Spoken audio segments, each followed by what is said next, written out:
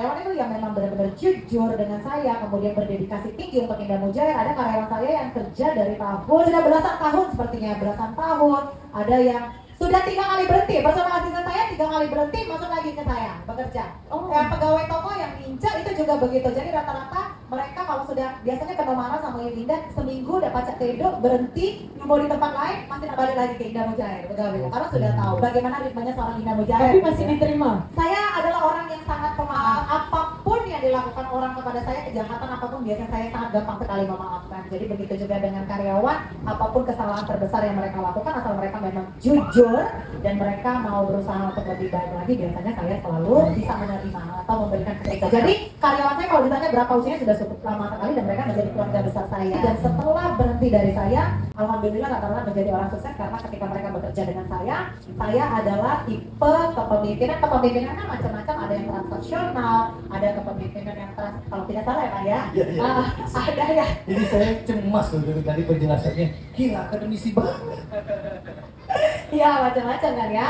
Ada yang tipenya diktator, ada juga laissez faire, transaksional. Kalau kamu tidak kerja maka kamu tidak akan mendapatkan gaji. Jadi kerja di saya, kamu bisa mendapatkan gaji 1 juta, bisa juga dapat gaji 10 juta. Bahkan pada tahun 2011 saya pernah menggaji satu orang karyawan itu 8,5 juta sampai dengan 15 juta sesuai dengan omset yang diraih. Karena pada saat itu omset pasca baby shop itu sangat luar biasa sekali. Datang terlambat dengan saya 1 menit dipotong gajinya 1.000. Waduh. Ya, karena saya disiplin sangat tinggi. Saya berkata kepada mereka, kalian tidak bisa terlambat selagi kalian masih menjadi orang atau orang yang bekerja dengan orang lain. Tapi nanti kalau kalian sudah menjadi wali kota, kalian menjadi gubernur, kalian boleh terlambat. Saya sangat tidak suka dengan orang-orang yang tidak konsisten atau orang-orang yang tidak disiplin, karena saya disiplin, saya sangat disiplin sekali. Tidur jam 2:30 pagi pun saya sudah harus pukul 5 bangun, menyiapkan anak saya, menemani suami saya makan, menyuapi suami saya, menggantikan popok ya suami saya. Saya orang yang sangat disiplin sekali. Jadi orang-orang yang bekerja dengan saya, mereka adalah orang-orang yang harus disiplin. Jadi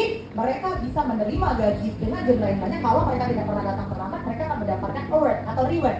Seperti itu, jadi ada reward dan punishment. Kabarnya Mbak Indah Mujair ini sudah pernah membawa seluruh karyawannya jalan-jalan keluar negeri. Betul.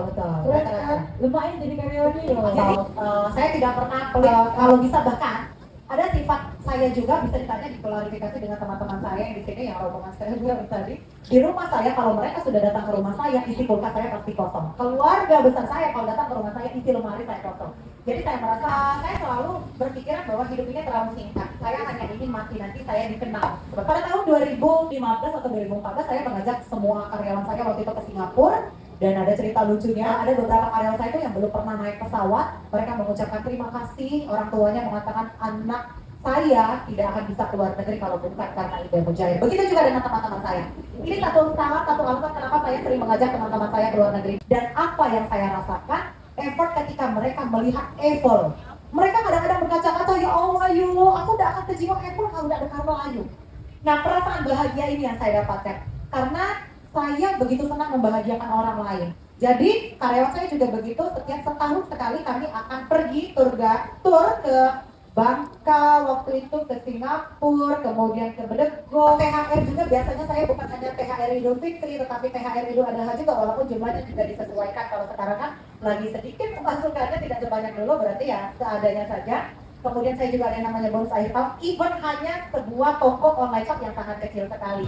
Saya merasa bahwa karyawan itu memang harus diberikan me time bersama-sama dengan yang namanya owner, sehingga mereka juga sayang. Oleh sebab itulah, ketika pernah kejadian saya diviral, dia nangis bukan saya duluan, karyawan saya. Termasuk juga ketika ada orang yang mengakui kesalahannya, meminta maaf, yang marah bukan saya, tapi karyawan saya. Mereka mengancam saya seminggu kami tidak masuk pegawai kalau Ayu maaf ke uang yang sudah nyakit kayu. Jadi mereka merasa bahwa Indah Mujair ini adalah kesayangannya mereka. Jadi kalau misalnya saya disakiti hatinya oleh orang lain atau sayang lain, mereka menjadi garda terdepannya saya. Begitu juga dengan teman-teman saya. Oleh sebab itu support system terbesar saya adalah karyawan saya, termasuk juga teman-teman yang tadi yang datang sini, Arif Marsuki, boleh ditanyakan ke mereka sampai dengan jam 4 pagi mereka datang untuk menghibur hati saya saat itu.